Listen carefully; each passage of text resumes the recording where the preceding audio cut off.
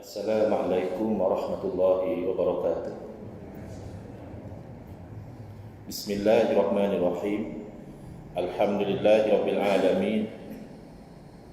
Wa afdhalus salati wa atammu taslimi ala sayyidina Muhammadin wa ala alihi wa sahbihi ajma'in. Rabbi shrah li sadri wa yassir li amri wahlul 'uqdatam min lisani yafqahu qawli. Subhanaka la ilma lana illa ma 'allamtana innaka antal alimul hakim. Allahumma akhrijna min zulumatil wahmi wa akrimna binuril fahmi waftah alaina bima'rifatil ilmi wa sahhil akhlaqana bil hilm waj'alna mimman yastami'una al-qawla fayattabi'una ahsana. Allahumma ati nufusana taqwaha wa zakkiha anta khairu man zakkaha anta waliyuha wa maulaha. Allahumma arinal haqqa haqqan warzuqna ittiba'ah wa arinal batila batilan warzuqna ijtinabah. Allahumma anfa'na bima 'allamtana wa 'allimna ma yanfa'una wa zidna ilma wa huda amma ba'd. Alhamdulillah, muslimin muslimat, hadirin hadirat yang saya hormati, moga-moga kita semua dirahmati dan diberkati oleh Allah Subhanahu Wa Taala, dan moga-moga kita semua dikurniakan oleh Allah Subhanahu Wa Taala kefahaman yang baik di dalam urusan agama dan keikhlasan yang menyeluruh di dalam menuju kepada ridha Allah Subhanahu Wa Taala. Alhamdulillah, malam ini insya-Allah kita akan menyambung pengajian kuliah Maghrib bulanan hari Ahad yang ketiga, anjuran surah Ar-Rahim, berisi 15 Putrajaya menggunakan Ustaz Muhathir bin Haji Jul hafizahullah ta'ala wa nafa'ana bihi wa bi'ulumihi fid daraini amin. Kita sampai ke muka surat 158. Kalau khilaf itu dalam usul akidah, itu dia akan membawa kepada bid'ah atau tidak. Bid'ah dalam akidah semuanya sayyi'ah, dalalah. Tetapi kalau dalam fiqh, perbezaan itu kadang hanya furu' saja. Kita boleh terima mazhab ini begini, mazhab ini begini, masing-masing beramal, tidak masalah. Jadi hari ini kita melihat kepada isu, iaitu bagaimana seorang itu menggerakkan jari telunjuk ketika tasyahud, iaitu ketika tahiyat. Dan ini satu masa dahulu sebenarnya tidak jadi satu kekeliruan pun, kerana rata-rata kita, umat Islam di negara kita, belajar sembahyang, diajar oleh ustaz dia, gerakkan jari telunjuk itu adalah ketika illallah, ya? Asyhadu an la ilaha illallah, kita naikkan. Itulah yang kita amalkan. Sehingga datang kawan-kawan kita, dia kata itu bukan cara Nabi. Itu bukan sifat solat Nabi yang sahih. Sifat solat Nabi yang sahih adalah kita itu menggerak-gerakkan. Ini baru betul. Kalau setakat asyhadu an la ilaha illallah, itu bukan solat cara Nabi. Jadi itulah Ustaz Mahathir masukkan dalam bab ini supaya ada penerangan tentang isu ini. Jawapan, dalam mazhab Syafi'i, sunat dapat pahala. Kalau tak buat pun taklah batal solat, tapi kuranglah pahala dia. Tapi kalau buat dapat pahala, iaitu mengangkat jari telunjuk ketika mengucap kalimah illallah, asyhadu an la ilaha illallah. Masa itu kita angkat, dan terus diangkat tanpa menggerak-gerakkannya. Sebagaimana yang dilakukan oleh sebahagian, diangkat juga, tapi dia gerak-gerak, ya. Kadang kita yang tak biasa ni pun lari juga fokus. Aku rasa sebab aku nak tangkap jari dia, kadang geram tengok kan. Kita pun ada insting kucing kan. Dan kucing kalau tengok dia gerak-gerak tu dia geram. Sebenarnya sebab kita tak biasa, tapi nak tahu apa hukumnya. Jadi teruslah macam itu. Kalau tahiyat awal sehinggalah dia bangkit ke rakaat yang ketiga, ataupun kalau itu adalah ketika tahiyat akhir, dia kekallah begitu sehingga beri salam. Dan dia membengkokkan sedikit jarinya sebagaimana dalam hadis Numay Al-Khazai, dah angkat tu dia bengkokkan sedikit. Dalil, iaitu hadis daripada Ibn Zubair radhiyallahu anhu, katanya annahu sallallahu alaihi wasallam kana yushiru bis sababati la yuharrikuha wa la yujawizu basaruhu isyaratahu. Ini hadis sahih riwayat Imam Ahmad, Abu Daud, An-Nasa'i, Ibn Hibban rahmatullah alaihim, dan Imam Nawawi rahimahullah taala menyebutkan hadis ini di dalam Syarah Al-Muhazzab, dan isnadnya sahih, komen Imam Nawawi. Jadi ini cukup kuatlah untuk jadi dalil dalam hukum hakam. Ini hadis yang sahih, iaitu bahawa baginda sallallahu alaihi wasallam ketika tahiyat itu adalah baginda itu mengisyaratkan bisababah dengan jari telunjuk, la yuharrikuha, isyarat saja tapi tidak gerak-gerakkan, la yuharrikuha, wa la yujawizu basaruhu isyaratah, dan pandangan baginda tidak melampaui isyarat baginda. Maknanya ketika itu mata baginda memandang ke arah telunjuk. Sementara dalam riwayat Imam Abu Daud rahimahullah taala, kana sallallahu alaihi wasallam yushiru bi asba'ihi idza da'a wa la yuharrikuha, adalah Nabi SAW itu mengisyaratkan dengan jari telunjuk baginda ketika berdoa dan baginda tidak menggerak-gerakkannya. Ini sebagai dalil sokongan, tidak direct kepada isu, tetapi sebagai sokongan bahawa isyarat itu tidak digerakkan. Isyarat dengan jari telunjuk tidak digerakkan.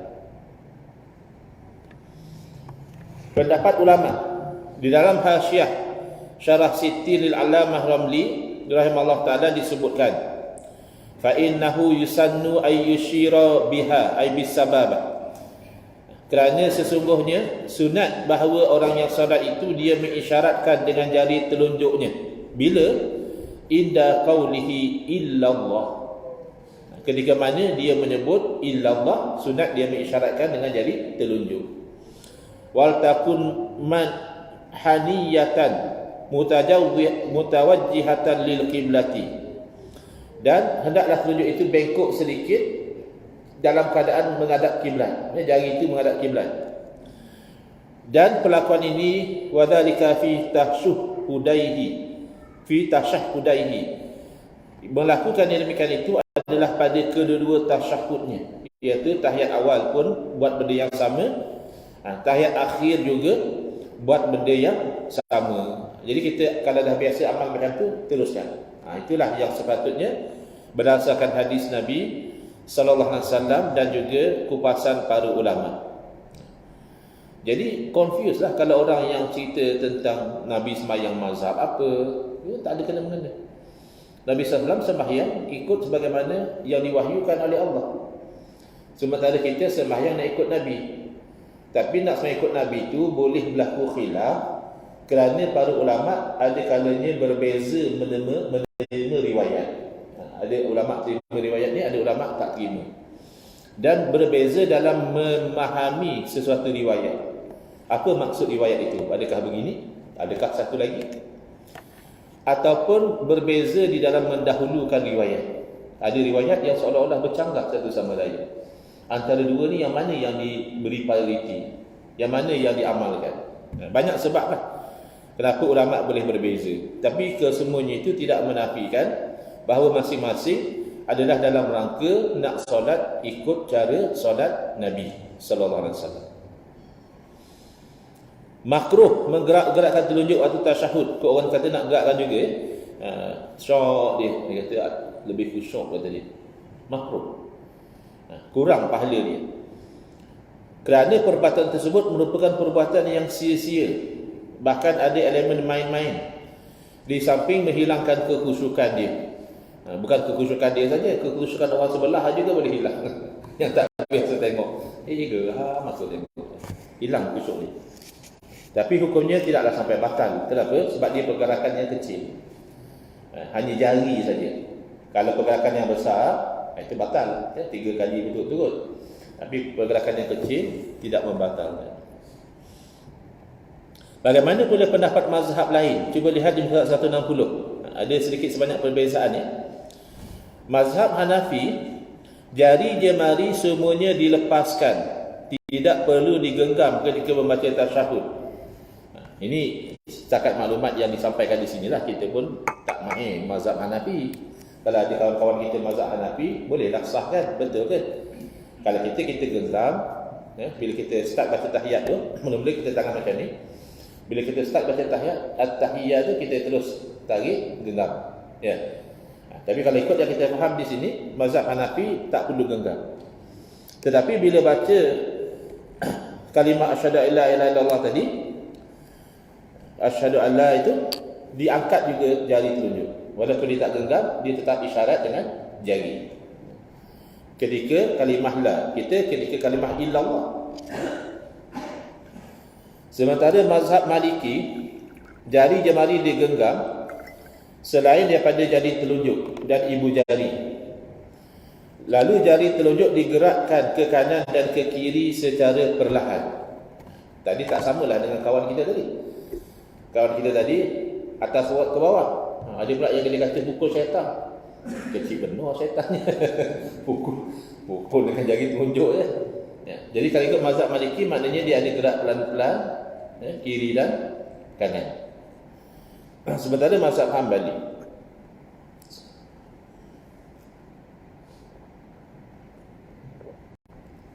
jari telunjuk diangkat setiap kali mengucapkan lafzul jalalah, yakni Allah.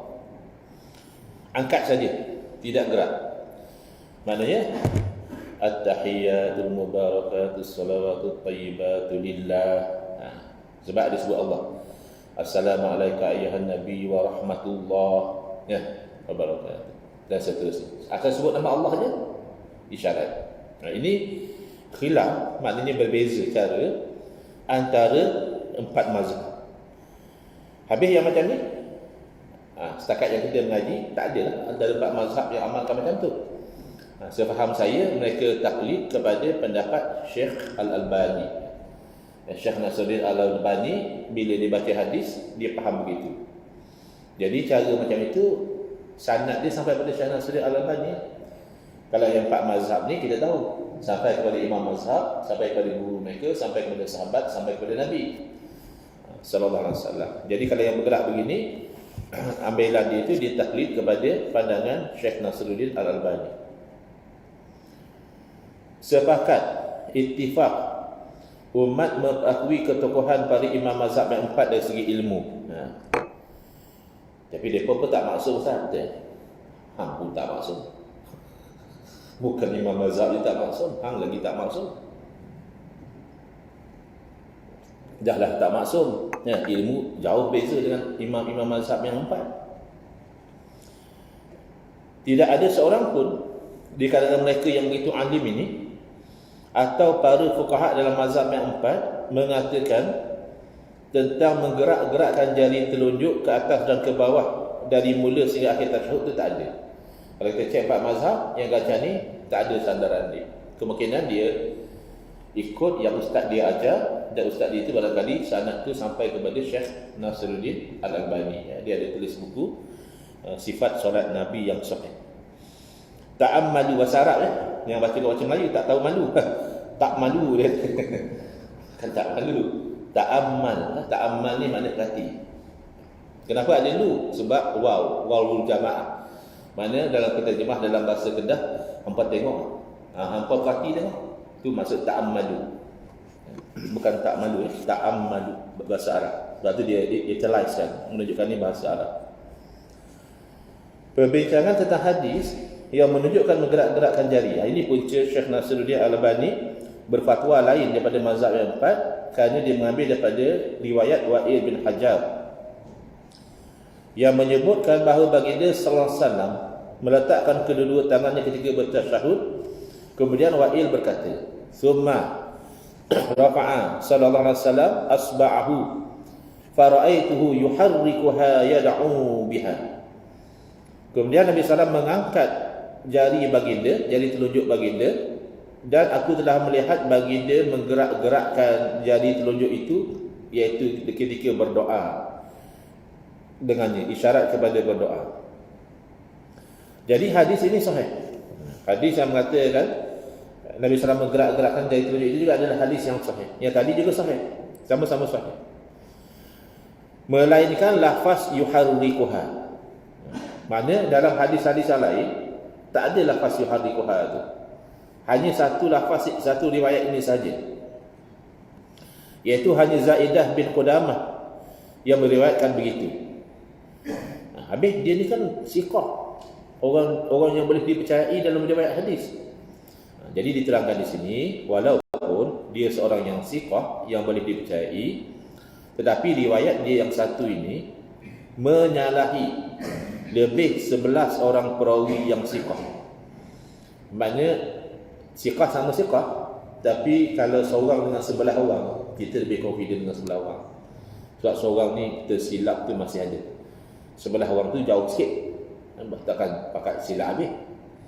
11 orang. Sama macam saya tanya dalam musyarat tu, dalil haram istighasah.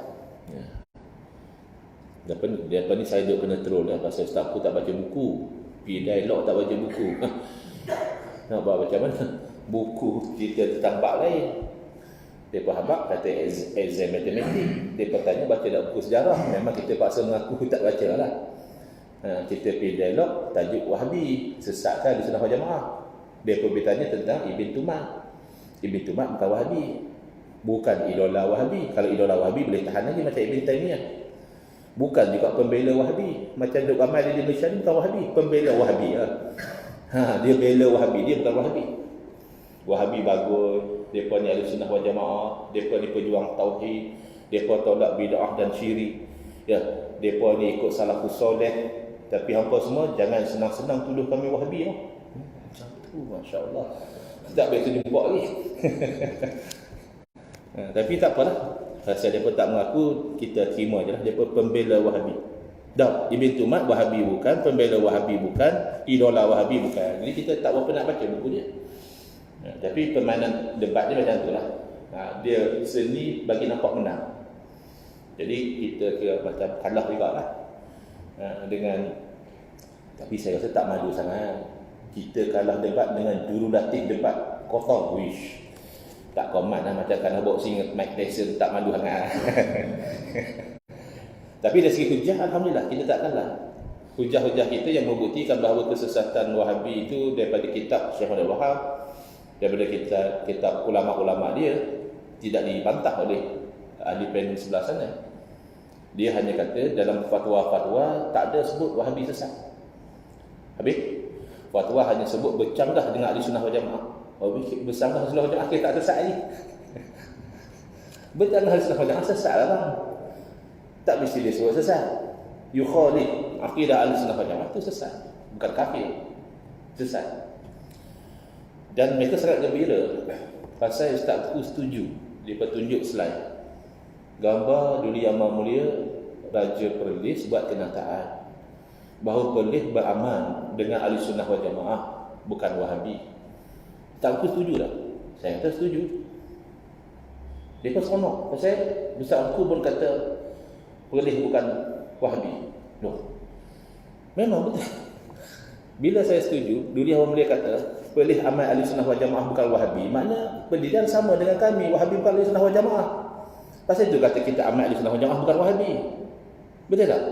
Kalau dia akan dikatakan Perlis mengamalkan pegangan ahli sunnah wal jamaah aliran Wahabi, baru Wahabi itu salah satu ahli sunnah wal jamaah. Ini tuanku bertetah bahawa negeri Perlis mengamalkan ahli sunnah wal jamaah dan bukannya amalan Wahabi ataupun fahaman Wahabi. Mana Wahabi bukan ahli sunnah wal jamaah. Pasal itu kita setuju. Tapi tak tahu mereka rasa mereka menang hak tu. Wallahu a'lam. Kita pun tak faham. Ahli sunnah wal jamaah tapi dia pun tak mau mengaku ahli sunnah wal jamaah versi Wahabi. Kita orang ada kata Asy'ariyah sesat, Asy'ariyah Ahlul Bidah. Ni banyak ni, ada YouTuber yang macam-macam. Daripada Syria dia kata apa? Asy'ariyah ni ahli dolal. Dia marah kepada Ustaz Salman. Pasal Ustaz Salman dalam dialog dia kata Asy'ariyah ahli sunnah wal jamaah. Padahal geng-geng tu ada yang kata Asy'ariyah ni sesat. Maksud dalam silibus dia pun ada. Dalam silibus di Universiti Madinah tu kawan-kawan kita dapat kajian, ada satu bab akhta' aqaidiyah lil Asy'ariyah. Kesalahan-kesalahan akidah golongan Asy'ariyah. Bila Ustaz Salman kata Asy'ariyah ahli sunnah wal jamaah, maka orang yang kata Asy'ariyah ni sesat. Tapi bagi kami, kalaupun kamu tuduh Asy'ariyah sesat, kami mempertahankan Asy'ariyah dan kami setuju kalau dilabelkan Asy'ariyah. Tapi kamu tak setuju Wahabi sesat, kamu pertahankan Wahabi ahli sunnah wal jamaah, tapi kamu cukup sensitif bila dilabelkan Wahabi. Itu macam tak berapa matching lah. Ada macam kalau nak kita sebut tu mungkin bunyi kasar sikit, ya. Tapi dikatakan sindrom siput babi. Apa dia sindrom siput babi? Kan siput babi tu dia berjalan slow, perasan tak? Slow, orang buat teka-teki. Cuba teka, kenapa siput babi jalan slow? Kita pun kata lah, dia tak ada kaki slow. Dah. Pasal ni cengkerang dia berat kat belakang. Dah. Pasal masa berjalan dia fikir, aku ni siput ke babi? Siput ke babi, jadi dia slow. Jadi macam tu, aku ni ahli sunnah ke Wahabi? Tak malah kalau ada Wahabi sini, gurau-gurau je. Baik. Jadi bila berlaku ta'arud, pertembungan antara hadis yang menyebutkan yuharrikuha dan juga la yuharrikuha, maka di kaedah mengatakan hendaklah didahulukan riwayat yang mengisbatkan berbanding dengan yang menafikan. Yang ni tak berapa match hujah yang dia sebut oleh Ustaz Mahathir di sini. Kerana secara zahir yang menafikan itu adalah yang mengatakan tidak menggerakkan. Yang menetapkan adalah yang mengatakan menggerakkan. Kaedah adalah tuqaddamul al-musbit 'ala nafi. Kalau berlaku percanggahan, kita akan bagi prioriti kepada yang menetapkan berbanding dengan yang menafikan. Kenapa? Kerana yang menetapkan itu ada ziyadatul ilmi. Dia ada pertambahan ilmu berbanding dengan yang menafikan. Contoh, katalah ada ahli jemaah kita nama Haji Zubir lah, saya ambil riwayat Zubir di sini. Jadi orang tanya, Haji Zubir mai tak malam ni? Seorang kata tak, dia tak mai, tak nampak pun. So dia kata, tak mai ada duduk di belakang saya. Kita nak dulu yang kat mana? Dulu yang kata ada. Sebab dia tahu, dia nampak. Yang kamu mungkin kamu tak perasan.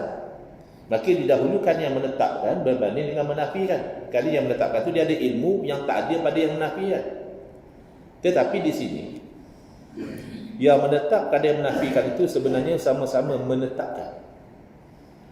Sebab yang itu dia secara positif mengatakan Nabi SAW menggerakkan. Dan yang satu lagi secara positif mengatakan Nabi SAW tidak menggerakkan. Bukan dia senyap je. Dia kata Nabi SAW mengangkat jari, diam gitu je. Satu lagi mengatakan Nabi SAW angkat jari sambil menggerak-gerakkan. Jadi hak ni ada lebih lah. Dia nampak Nabi gerakkan. Tapi dalam kes ni sama. Satu menetapkan bahawa Nabi SAW menggerakkan, dan satu lagi menetapkan bahawa dia nampak Nabi SAW angkat saja, tidak gerak. Jadi sama-sama kuat. Bila sama-sama kuat, maka bilangan perawi siqah yang sebelah orang tadi lebih dipercayai berbanding dengan perawi siqah yang satu orang. Jadi begitu. Ini dipanggil riwayat yang syadz. Jadi tidak diambil sebagai hujjah.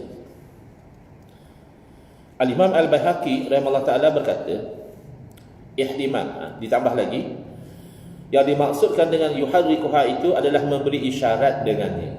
Sebab menggerakkan boleh jadi satu kali, boleh jadi banyak kali. Jadi kita reconcile antara riwayat yang mengatakan tidak menggerakkan dengan yang mengatakan menggerakkan, bahawa menggerakkan itu maksudnya sekali. Asyhadu an la ilaha illallah, dia menggerakkan sekali saja. Ini namanya taufik, reconcile antara dalil yang zahirnya bercakap antara satu sama lain. Selesai ya bab gerakkan jari.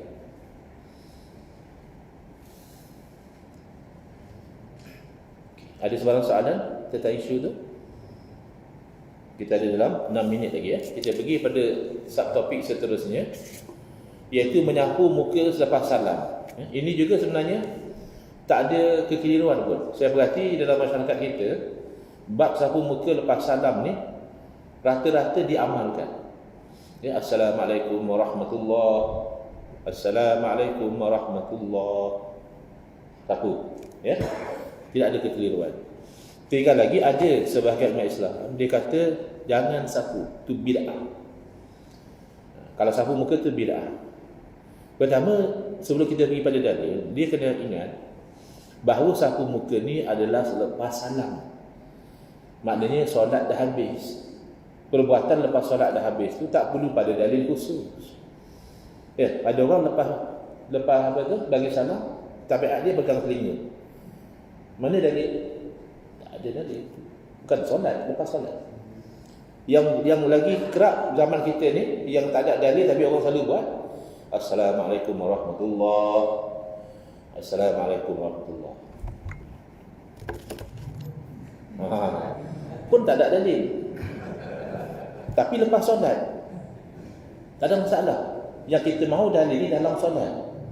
Sebab solat tu kena kita solat macam Nabi solat. Adakah dalil Nabi buat macam itu?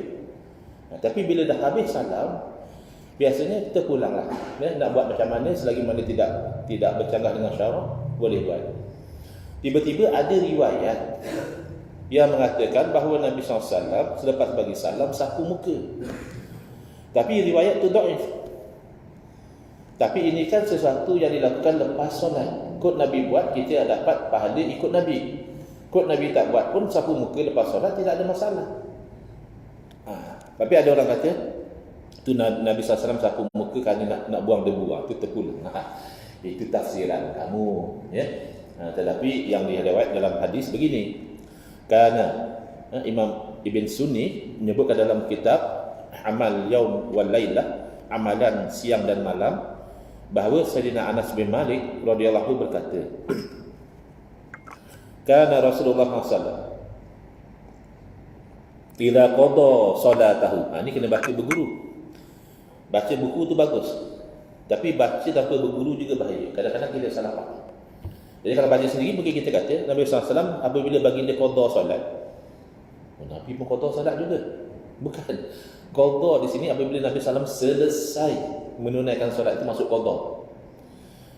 Salatahu masaha jabhatahu biyadihi al-yumna thumma qala asyhadu an la ilaha illallah ar-rahmanur rahim Allahumma adhib anil hamma wal hazan. Sambil sapu sambil Nabi doa. Jadi ihtimal nak kata Nabi sapu muka itu kerana buang habuk, itu ihtimal yang kecil. Kerana ini seperti satu amalan yang sentiasa Nabi lakukan sambil sapu sambil berdoa. Jadi hadis yang dhaif masih lagi diterima dalam kelebihan beramal. Ini hanya satu amalan lepas solat. Boleh dilakukan ihtiyat, berhati-hati, ikut memang Nabi buat begitu, kita dapat kelebihan ikut Nabi sallallahu alaihi wasallam. Tak nak sapu pun tak ada masalah. Tapi tak dapat pahala sunat lah. Kalau ikut fatwa mengatakan sunat, maka tak dapatlah pahala sunat. Dalam Bughyatul Mustarsyidin dinyatakan, saya terjemah sebab nak lebih waktu lah. Apabila Nabi SAW selesai solat, baginda menyapu dahi wajah baginda dengan tangan kanan dan menggerakkan atas muka hingga sampai ke janggut baginda. Seraya berdoa bismillahirrahmanirrahim la ilaha illahu alimul ghaibi wasyahada arrahmanur rahim Allahumma adhib anil hamma wal hazan dan seterusnya. Panjang doa yang Nabi SAW baca. Selesai. Next, insya-Allah muka surat 164 tentang berwirid lepas solat. Bismillahirrahmanirrahim. Alhamdulillahil alamin wassalatu wassalamu ala asyrafil anbiya'i wal mursalin wa ala alihi washabbihi ajma'in. Allahumma shrah sudurana wa ahsin akhlaqana wa azim ujurana wa nawwir qulubana bi nuri hidayatika kama natarda bi nuri syamsika abadan abada bi rahmatika ya arhamar rahimin. Walhamdulillahirabbil alamin.